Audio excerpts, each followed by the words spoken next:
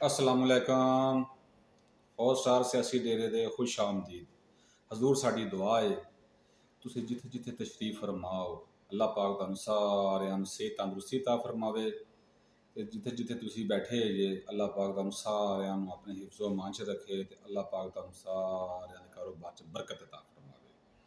क्योंकि इस टाइम मुल्की ਜਿਹੜੇ हालात है ने कारोबार के मुतलक काफ़ी ज़्यादा जोड़ा है डिस्टर्ब होए ने। अल्लाह पाक ਜਿਹੜੇ बेरोज़गार है ने अल्लाह पाक सारिਆਂ ਨੂੰ अपना अपना बेहतरीन रोज़गार अता फरमावे। मेरे भाइयों दोस्तों बुजुर्गों बेलियो सज्जनों, सब नाल पहली गल है कि बड़िया खबर लैके मैं तुहाडे अगे हाज़र हो गया। खबर तो बड़िया ही ने लेकिन कहते खबर गलबात चलती रहनी चाहिए है।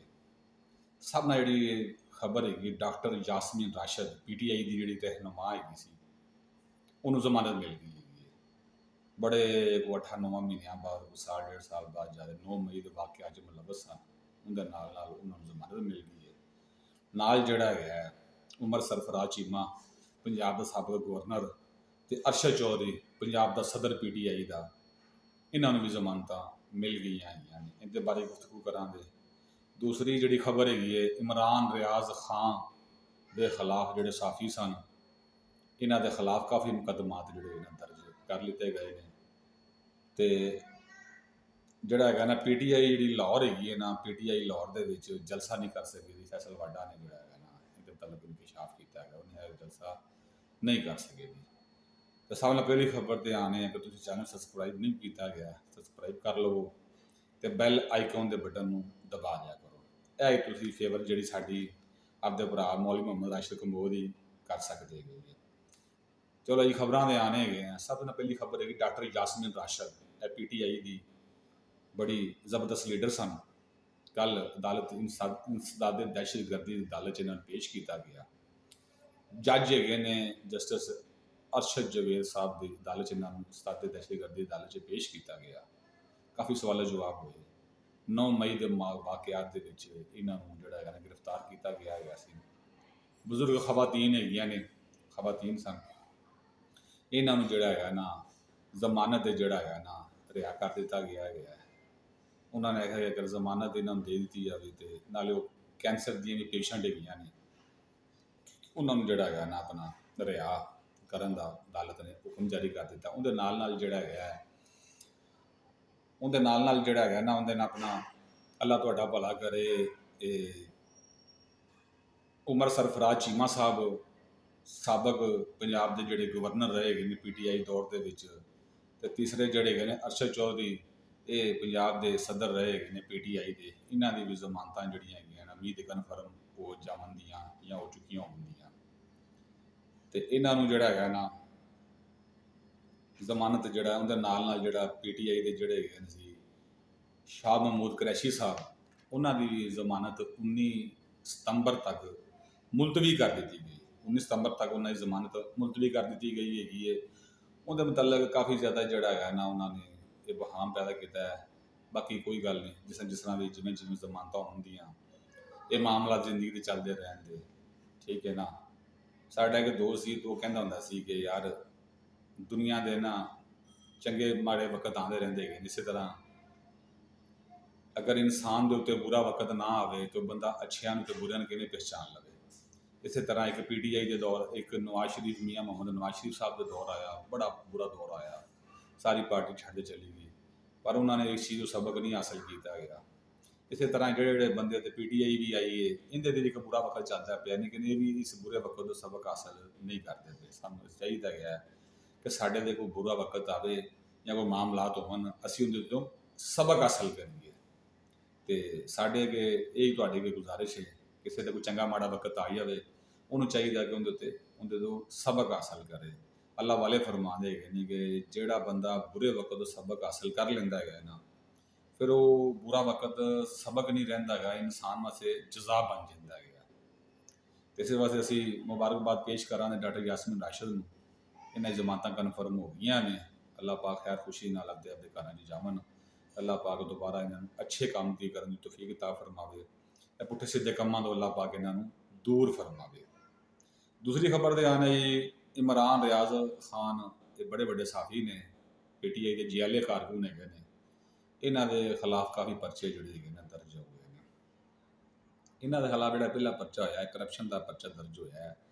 ਇਹਨਾਂ ਨੇ ਉਸਮਾਨ ਬੁਜ਼ਦਾਰ ਦੌਰ ਦੇ ਵਿੱਚ ਇਹਨਾਂ ਨੇ ਕਾਫੀ ਜ਼ਿਆਦਾ ਜਿਹੜਾ ਹੈ ਨਾ ਜ਼ਮੀਨਾਂ 'ਤੇ ਕਬਜ਼ੇ ਕੀਤੇ, ਜ਼ਮੀਨਾਂ ਉੱਤੇ ਜਿਹੜਾ ਹੈ ਨਾ ਸੁਸਾਇਟੀਆਂ ਦੇ ਕਬਜ਼ੇ ਕੀਤੇ, ਤੇ ਉਹਨਾਂ ਬੰਦਿਆਂ ਨੇ ਜਿਹੜਾ ਹੈਗਾ ਸੀ ਨਾ ਇਹਨਾਂ ਦੇ ਖਿਲਾਫ ਪਰਚਾ ਦਰਜ ਕਰਵਾਇਆ ਗਿਆ।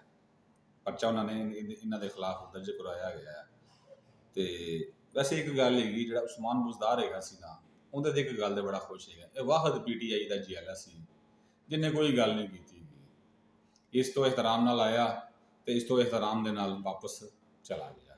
ਬਹੁਤ ਅੱਛਾ ਆਦਮੀ ਸੀ।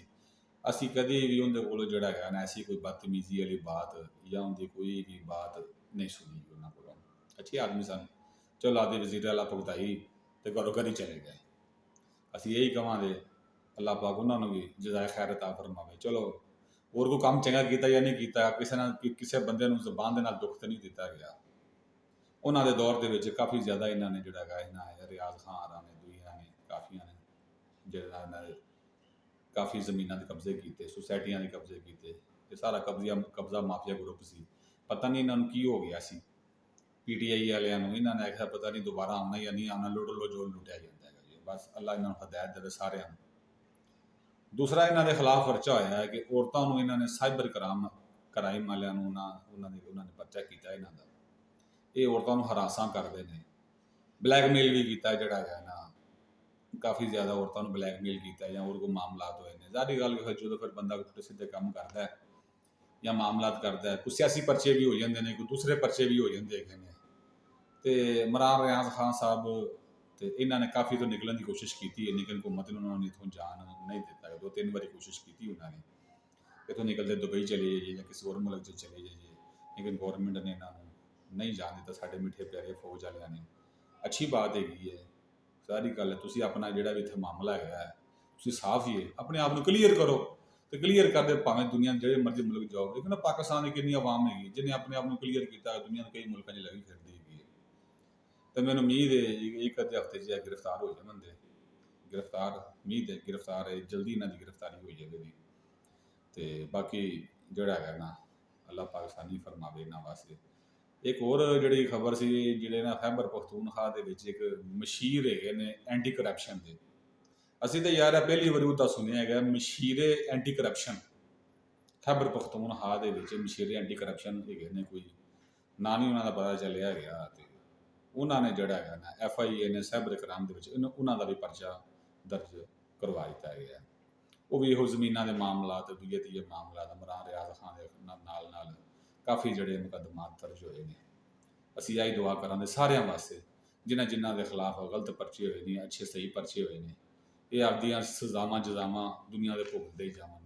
ਜਿਹੜਾ ਵੀ ਮਾਮਲਾ ਦਾ ਹੋਵੇ, ਅਸੀਂ ਆਪਣੀ ਅਦਾਲਤਾਂ ਦੇ ਯਕੀਨ ਰੱਖਦੇ ਹਾਂ, ਉਹ ਇਨਸ਼ਾਅੱਲਾ ਜ਼ਰੂਰ ਇਹਨਾਂ ਨਾਲ ਇਨਸਾਫ ਕਰਨ ਦੀਆਂ। ਲਓ ਹੁਣ ਆਖਰੀ ਖਬਰ ਦੇ ਆਨੇ ਹੈਗੇ ਆ। PTI ਲਾਹੌਰ 'ਚ ਜਲਸਾ ਨਹੀਂ ਕਰ ਸਕੇ। PTI ਲਾਹੌਰ ਦੇ ਵਿੱਚ ਜਲਸਾ ਨਹੀਂ ਕਰ ਸਕੇ ਜੀ, ਕਿਉਂਕਿ ਇਹ ਜਿਹੜਾ 7 ਸਤੰਬਰ ਦਾ ਜਲਸਾ ਹੋਇਆ ਉਹਦੇ 'ਚ ਕਾਫੀ ਉਖਾੜ ਪੁਛਾੜ ਹੋਈ ਹੈ, ਕਾਫੀ ਮਸਲਾ ਬਣਿਆ, ਹੱਤਾਂ ਕਿ ਬੰਦਿਆਂ ਨੂੰ ਪਾਰਲੀਮੈਂਟ ਦੇ ਵਿੱਚੋਂ ਗ੍ਰਿਫਤਾਰ ਕਰਨਾ ਪਿਆ ਗੌਰਮੈਂਟ ਨੂੰ। ਉਹਦੇ ਵਿੱਚ ਇਜਾਜ਼ ਸਾਦਕ ਸਾਹਿਬ ਵੀ ਬੜੇ ਗੁੱਸੇ 'ਚ ਆਏ। ਮੌਲਾਨਾ ਫਜ਼ਲੁਰ ਰਹਿਮਾਨ ਸਾਹਿਬ ਨੇ ਵੀ ਜਿਹੜਾ ਹੈਗਾ ਨਾ ਕਾਫੀ ਹੁਕੂਮਤ ਨੂੰ ਕੀਤਾ ਹੈਗਾ ਕਿ ਤੁਹਾਨੂੰ ਇਹ ਕੰਮ ਨਹੀਂ ਸੀ ਕਰਨਾ ਚਾਹੀਦਾ ਹੈਗਾ। ਉਹਦੇ ਬਾਅਦ ਕਾਫੀ ਲੋਕ ਆਏ, ਕਾਫੀ ਮਾਮਲਾਤ ਹੋਏ, ਸਪੀਕਰ ਸਾਹਿਬ ਨੇ ਐਕਸ਼ਨ ਲਿਆ। IG ਇਸਲਾਮਾਬਾਦ ਸਾਹਿਬ ਨਾਸਰ ਰਿਜ਼ਵੀ ਸਾਹਿਬ ਵੀ ਆਏ, ਉਹਨਾਂ ਨੇ ਆਂਦਿਆਂ ਦਾ ਮੌਕਾ ਪੇਸ਼ ਕੀਤਾ ਗਿਆ। ਮੌਕਾ ਪੇਸ਼ ਕੀਤਾ, ਉਹਨਾਂ ਨੇ ਕਿਹਾ ਜੀ ਜੋ ਮੈਨੂੰ ਮੇਰਾ ਆਇਨ ਕਹਿੰਦਾ ਹੈ, ਜੋ ਮੇਰੇ ਕਾਨੂੰਨ ਕਹਿੰਦਾ ਹੈ, ਉਹਦੇ ਮੁਤਾਬਕ ਮੈਂ ਇਹਨਾਂ ਨੂੰ ਗ੍ਰਿਫਤਾਰ ਕੀਤਾ ਗਿਆ। ਬਾਕੀ ਖੈਰ ਮੌਲਾਨਾ ਫਜ਼ਲੁਰ ਰਹਿਮਾਨ ਸਾਹਿਬ ਨੇ ਮਾਮਲੇ ਨੂੰ ਸੰਭਾਲਿਆ। ਅਸੀਂ ਉਹਨਾਂ ਦੀ ਸਿਆਸਤ ਬਸੀਰਤ ਨੂੰ ਸਲਾਮ ਕਰਨੇ ਹੈਗੇ ਹਾਂ। ਮੌਲਾਨਾ ਫਜ਼ਲੁਰ ਰਹਿਮਾਨ ਸਾਹਿਬ ਦੀ ਸਿਆਸਤ ਬਸੀਰਤ ਨੂੰ ਅਸੀਂ ਸਲਾਮ ਕਰਨੇ ਹਾਂ। ਯਕੀਨ ਮੰਨੋ ਐਸਾ ਸਿਆਸਤਦਾਨ ਹੈਗਾ ਕਿ ਜਿਹਦੇ ਉੱਤੇ ਅੱਜ ਤੱਕ 1 ਰੁਪਏ ਦੀ ਕਰਪਸ਼ਨ ਦਾ ਇਲਜ਼ਾਮ ਨਹੀਂ ਲੱਗ ਸਕਿਆ ਗਿਆ। ਅੱਲਾਹ ਪਾਕ ਇਹਨਾਂ ਨੂੰ ਜਜ਼ਾਏ ਖੈਰ ਦੇਵੇ। ਤੇ ਜਿਹੜਾ ਹੈਗਾ ਇਹ PTI ਹੁਣ ਜਲਸਾ ਕਰਨਾ ਚਾਹੁੰਦੀ ਲਾਹੌਰ ਦੇ ਵਿੱਚ। ਮੈਨੂੰ ਯਕੀਨ ਹੈ ਕਿ ਇੰਤਜ਼ਾਮੀਆ ਇਹਨੂੰ ਇਜਾਜ਼ਤ ਨਹੀਂ ਦੇਵੇਗੀ ਜਲਸੇ ਦੀ, ਇੰਤਜ਼ਾਮੀਆ ਇਜਾਜ਼ਤ ਜਲਸੇ ਦੀ ਨਹੀਂ ਦੇਵੇਗੀ। ਉਮੀਦ ਹੈਗੀ ਮੈਨੂੰ ਅੱਲਾਹ ਦੇ ਘਰ ਦੇ ਵਿੱਚ। ਬਾਕੀ ਅਗਰ ਹੋ ਜਾਵੇ ਤਾਂ ਕੋਈ ਇਹਦੇ 'ਚ ਕੋਈ ਜਿਹੜਾ ਹੈਗਾ ਨਾ ਮਸਲਾ ਨਹੀਂ ਗਿਆ। ਬਾਕੀ ਜਿਹੜਾ ਹੈਗਾ ਅਲੀ ਮੀਨ ਗੰਡਾਪੁਰ ਸਾਹਿਬ ਦੇ ਕਾਫੀ ਖਬਰਾਂ ਜਿਹੜੀਆਂ ਹੈਗੀਆਂ ਗਰਦਸ਼ ਕਰਦੀਆਂ ਰਹਿੰਦੀਆਂ ਹੈਗੀਆਂ ਨੇ। ਉਹਨਾਂ ਦੀ ਵੀ ਖਬਰ ਆਈ ਕਿ ਉਹਨਾਂ ਨੇ ਅਫਗਾਨ ਜਨਰਲ ਕੌਂਸਲ ਦੇ ਨਾਲ ਉਹਨਾਂ ਨੇ ਮੁਲਾਕਾਤ ਕੀਤੀ ਗਈ ਹੈ। ਨਿੱਕੇ ਨਿੱਕੇ ਸੂਬੇ ਦਾ ਵਜ਼ੀਰ ਆਲਾ ਹੋਵੇ, ਉਹਨੂੰ ਇਹ ਕੰਮ ਨਹੀਂ ਕਹਿੰਦਾ ਗਿਆ। ਇਹ ਕੰਮ ਹੈਗਾ ਵਫਾਕ ਦਾ, ਇਹ ਫੈਸਲਾ ਕਰੇ ਜਾਂ ਨਾ ਕਰੇ, ਜਾਂ ਕੋਈ ਵੀ ਮਾਮਲਾ ਤੋਂ ਹੋਣ। ਲੇਕਿਨ ਅਸੀਂ ਗੁਜ਼ਾਰਿਸ਼ ਕਰਾਂਗੇ ਸਾਰਿਆਂ ਨੂੰ ਗੁਜ਼ਾਰਿਸ਼ ਕਰਾਂਗੇ ਕਿ ਜਿਹੜਾ ਹੈਗਾ ਨਾ ਇਸ ਮਾਮਲਾਤ ਨੂੰ ਕਲੀਅਰ ਕੀਤਾ ਜਾਵੇ, ਮੁਲਕ ਦੇ ਵਿੱਚ ਅਮਨ ਓ ਅਮਾਨ ਦੀ ਸੂਰਤ ਹਾਲ ਪੈਦਾ ਕੀਤੀ ਜਾਵੇ ਤਾਂ ਕਿ ਸਾਡਾ ਮੁਲਕ ਅੱਗੇ ਤਰੱਕੀ ਦੀ ਰਾਹ ਦੇ ਵਿੱਚ ਵਧੇ। ਅੱਲਾ ਵਾਲਿਓ, ਅੱਲਾ ਦੇ ਬੰਦਿਓ, ਇੱਕ ਹਮੇਸ਼ਾ ਗੱਲ ਯਾਦ ਰੱਖਣਾ, ਪਾਕਿਸਤਾਨ ਹੈਗਾ ਤੇ ਸਾਡਾ ਸਾਰਾ ਕੁਝ ਹੈਗਾ, ਸਾਡੀ ਫੌਜ ਹੈਗੀ ਤੇ ਸਾਡਾ ਸਾਰਾ ਕੁਝ ਹੈਗਾ, ਸਾਡੇ ਸਿਆਸਤਦਾਨ ਹੈਗੇ ਨੇ ਤੇ ਸਾਡਾ ਸਾਰਾ ਕੁਝ ਹੈਗਾ। ਕਿਉਂ ਨਾ ਆਪਾਂ ਮਿਲ ਜੁਲ ਕੇ ਸਾਰੇ ਜਣੇ ਇਸ ਮੁਲਕ ਦੀ ਤਰੱਕੀ ਵਾਸਤੇ ਜਿਹੜਾ ਹੈਗਾ ਨਾ ਕਿਰਦਾਰ ਅਦਾ ਕਰੀਏ। ਬਹੁਤ ਬਹੁਤ ਸ਼ੁਕਰੀਆ। ਅਸਲਾਮ ਵਾਲੇਕੁਮ।